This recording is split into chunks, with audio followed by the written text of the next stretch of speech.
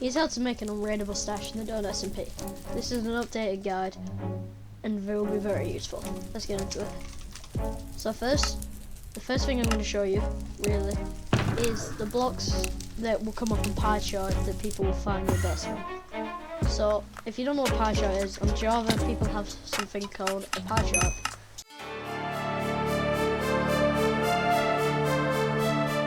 So the first thing I'm going to show you, really, is the blocks that will come up in pie chart that people will find your best from.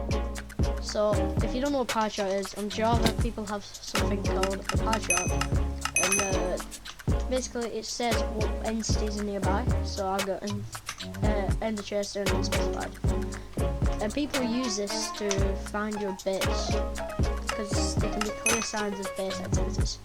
So these are the main blocks that you should not use in your stash.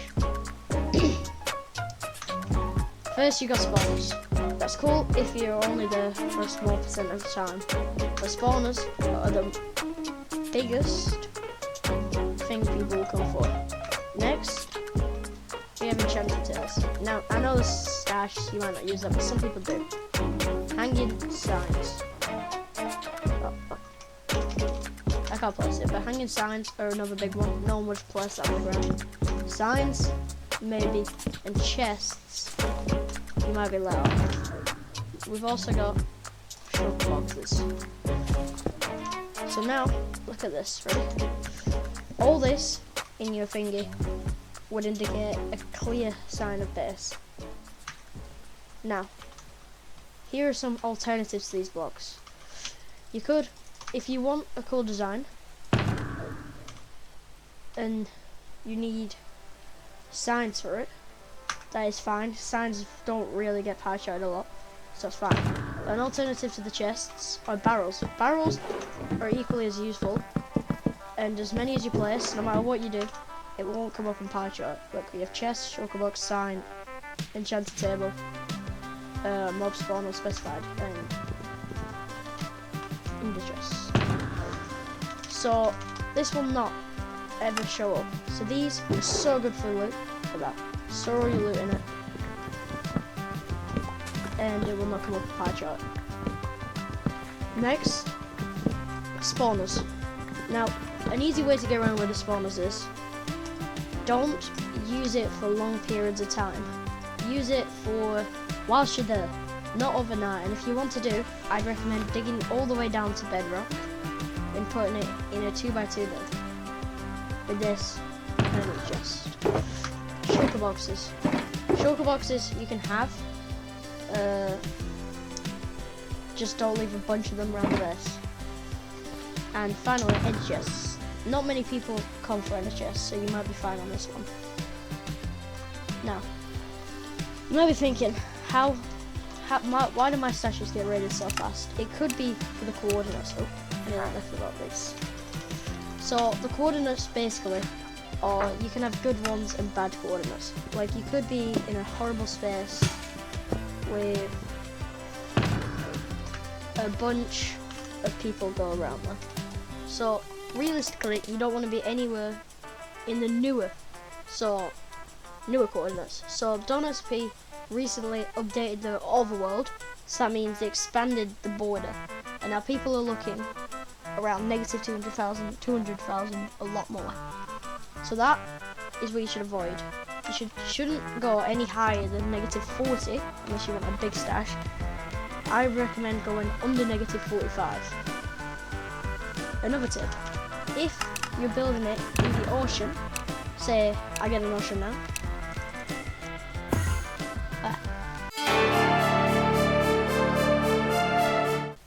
I do, over here. Look at this. This is kelp. Now, I can tell there's a base here, well, or someone has been here, because basically, if you put your base here, kelp only renders in to the max height if the player chunks have been loaded in for long periods of time. Now, people use something called the kelp method, where basically they use the kelp to find a base. Now, there might be a base here, there might not. I got a chest on my pie chart. Now look, I'm using these two methods already that I've pointed out to try to find a base. So keep in mind, these are really important if you want to keep a base. Third point, when you're building your base, you should almost certainly avoid leaving any trails. Now, digging down like this, you need a silk touch pickaxe, because if I just did this, whoa, everyone needs to win massive giveaways and become rich in the DonutSMP really fast. Well, I got just the thing for you. In my description, there is a link to my Discord where we host millions of giveaways every day, where you could become rich in a matter of seconds. We've thrown away never-had blocks like me, because you're that rich.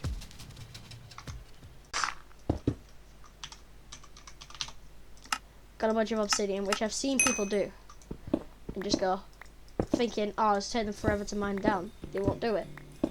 Not only can they just go, hang on a second, I can do this. They'll also know there's a base here. What instead you want to do, you get the exact block and cover it up perfectly, like that. You do not, if there's any massive caves and ravines, you do not want to leave your base near them, because that exposes you to people finding it by accident.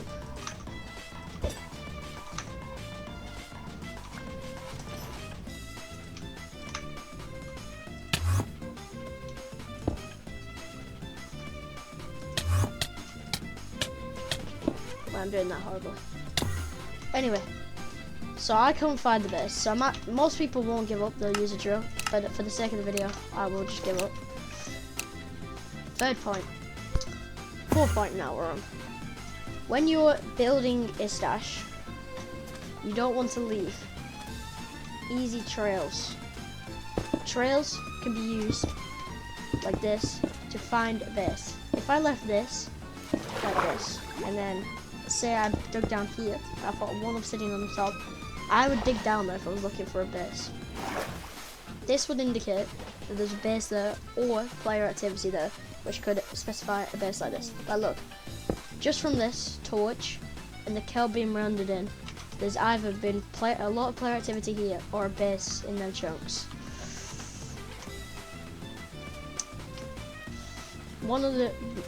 See, stuff like this.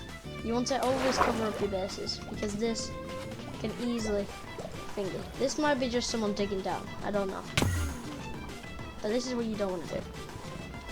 Now, if you're, a lot of people like to watch DonutSMP content creators.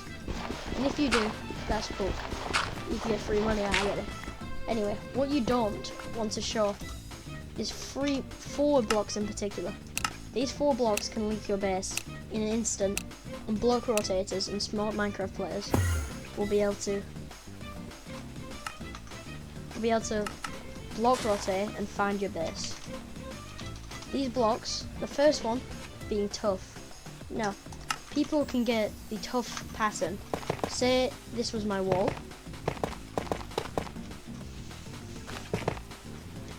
And there were deep slit, and then the tough pattern goes like this.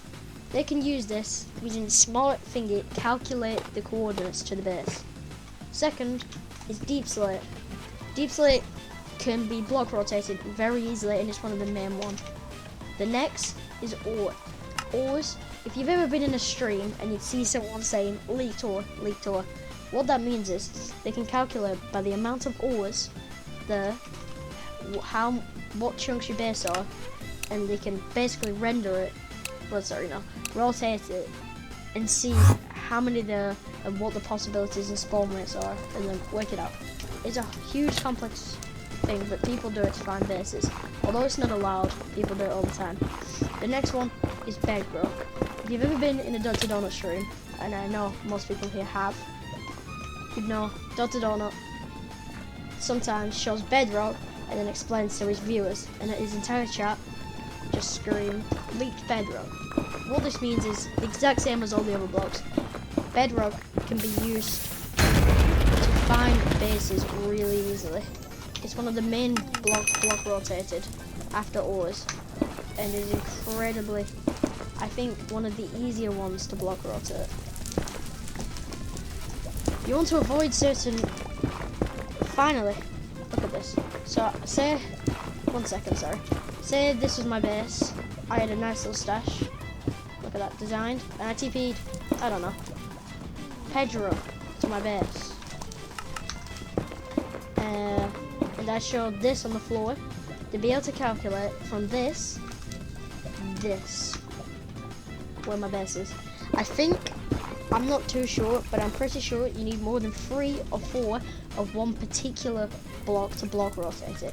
Say you showed one piece of bedrock, one ore, that will not matter at all. If you place the ores, that's fine, you can do that in the design. The other point, when you OTP, you have 3 biomes to click. I do not recommend building a base in the end. I do not recommend building a base in the end. Sadly, it's overworld. Now, you might go, I'm EU, so I'm going to go here, because I get the good pink. But a stash, it doesn't really matter. You want to go to a place with less players, where it's less likely to be found and the chunks are like less explored. So mainly for me, I got NA West and not Oceania. You might think Oceania because it has the least players, but people check there all the time thinking, oh, it's great for finding bases, because people think what I'm telling you now. Now, that's not exactly true, because although, yes, it has the least amount of players, 90% of them play, well, not 90%, that's another exaggeration, but a lot of them players will be A, in the stashes, or B, looking for bases. Whereas EU Central, yes, there is 200,000 players on, but some of them will be AFK, not all of them will be looking for bases, etc. Not a lot of people do it in EU, although there is still a vast amount of people who do it in EU. You're probably wondering, what did I do for my stash? Because although I'm telling you all these points, I use chests. I've got hanging signs. I've got an e-chest. Yes, this is true. But all the stuff I'm using,